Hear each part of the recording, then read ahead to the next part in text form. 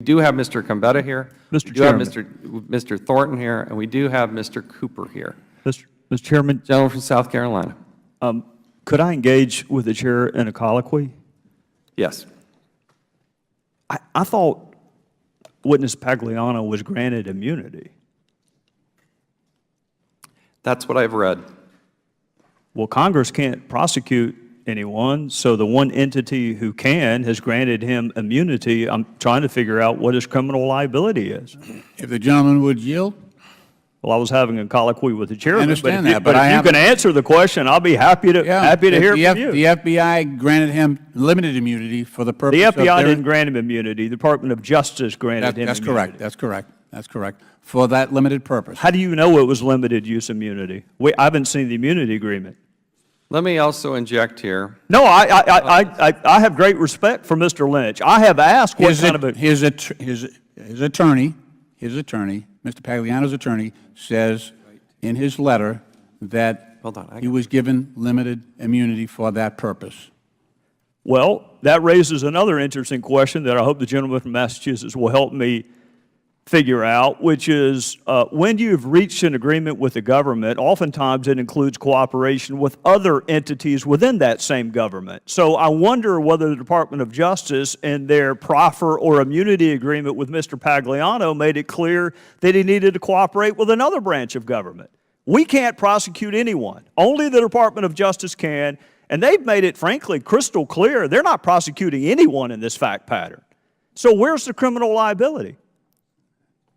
The gentleman has constitutional rights under the Fifth Amendment. Whether they are violated by the FBI or violated here in Congress, well, they're still violated. But as the gentleman from Massachusetts knows, the Fifth Amendment, Amendment... he cannot be required to be a witness against himself. Right, but the Fifth Amendment doesn't protect you from non-incriminating answers. Well, we've got a criminal referral here. Not on him. He can say his name. Sure it is. He can say where he worked. Sure Every answer was doesn't issued incriminate The you. gentleman from Massachusetts will suspend. The gentleman from South Carolina, it's his time.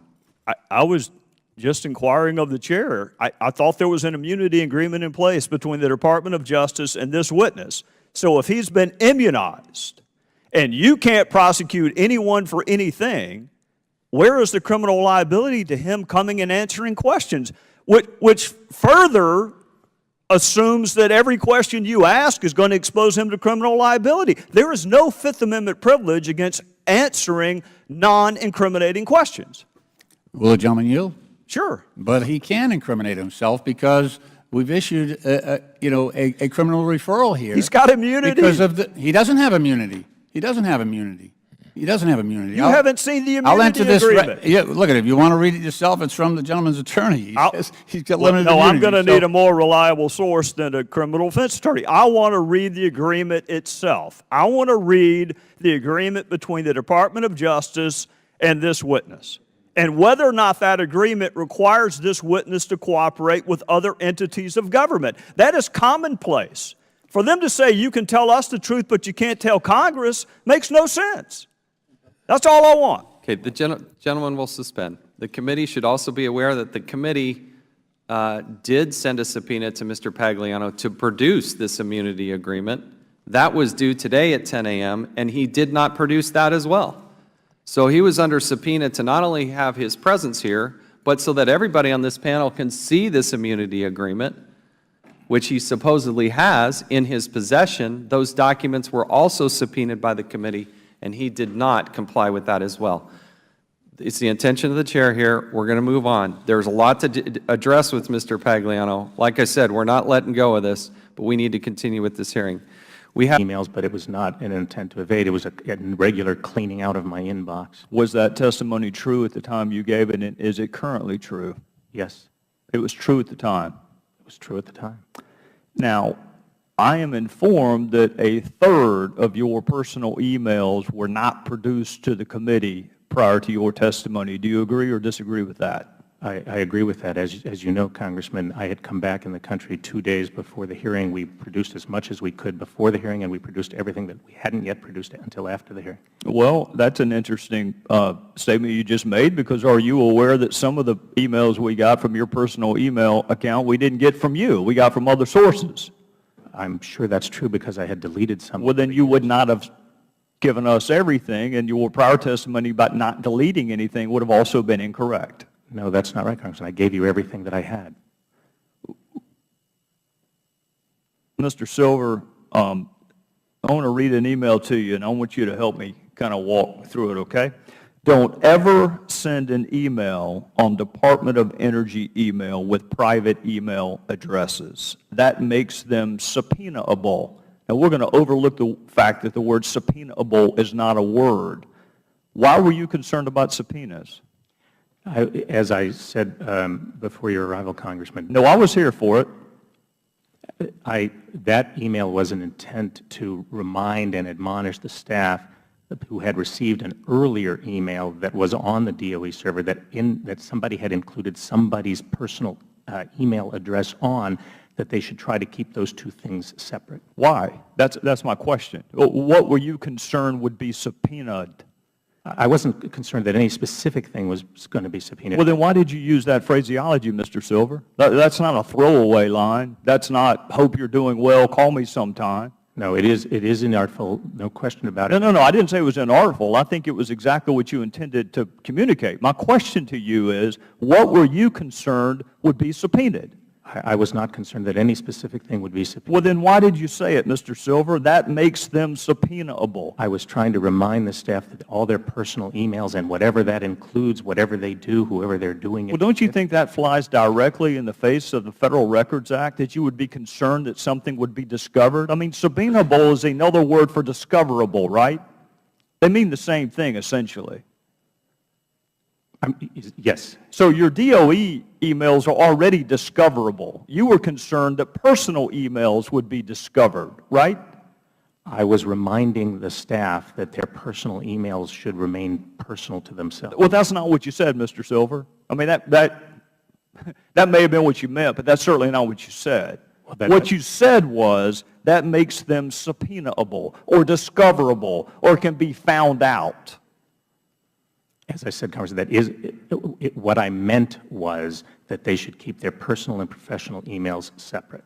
I asked you specifically whether or not you were concerned that concealment might be a motive for using personal emails, because you told us it was all about convenience, that you only forwarded emails that had large attachments or documents, and that it made it difficult for you to read on your BlackBerry. Do you recall that testimony? I do. I said that was largely the case, but yes, I do recall that. All right. Did you forward any emails from your DOE account to your personal account that did not have documents attached to them? I'm sure I did. Well, the very email that you and I have been discussing came from your personal email account, right? That email does originate from my personal account, yes. Right, and that didn't have a lot of documents attached to it. It wasn't necessarily hard to read, was it? It's just 2 sentences. Right. That's correct. Ms. Jackson, can you use my home email rather than this one when you need to contact me directly? Why did you say that? Because Allison Taylor, the author in the email chain, was a friend, and I believe that a personal friend should use personal email. All right, is there a exception for personal friends in the Federal Records Act? Sir, as I've already stated, my intention was to comply with the Federal Records Act. That wasn't my question, actually. Is there an exemption or an exception that you're aware of for personal friends? That's a simple, it's not a complicated question. Are you aware of an exception to the Federal Records Act for personal friends, yes or no? The Federal Records Act the intent is to make sure that official government business is captured in official government accounts. Well, what she was emailing you, would you consider that to have been official government business? As I said earlier, sir, she had requested through official channels a meeting for her employer. And do you think that was a personal meeting or a meeting in your professional capacity as the administrator? The meeting was being handled through professional channels. All right, so it was a professional email that she sent to you, and your response was, contact me on my personal email. No, the response included saying that we would work to set up the meeting, and what I say is if you need to contact me directly, this is a friend talking to another friend. Is it possible that a friend could contact you about official business? Is that possible? It's certainly Well, possible. it clearly has to be possible because that's what's happened here. Well, I'm happy to answer the question, sir. I would say yes. It's Okay, certainly possible. so why would there be an exception for friends to use your personal email, even if it might be official government work? Sir, friends use personal email. If there's official government work involved, then under EPA policy, I would then have to forward it in to an official account so that it could be captured for record-keeping and archiving purposes. Well, Ms. Jackson, I'm sure you can see how a skeptical reader of that email might reach another conclusion, wouldn't you? I think that if someone has the intent to see something more there, that's fine, but the email talks about a meeting being scheduled through official channels. Right, and she used the Richard Windsor email, and she didn't have any trouble getting to you through that email. And your response was, can you use my home email rather than this one when you need to contact me directly? Again, if you look at the entirety of the email chain. I don't have the you'll see entirety it's of it. I'll be happy to look It's at available it. on the EPA website, and it I'll be has happy been to. released under FOIA. I also gave it for the record. Thank you, Mr. Chairman. Gentlemen yield for a second. I just Certainly. want to make sure the record's clear.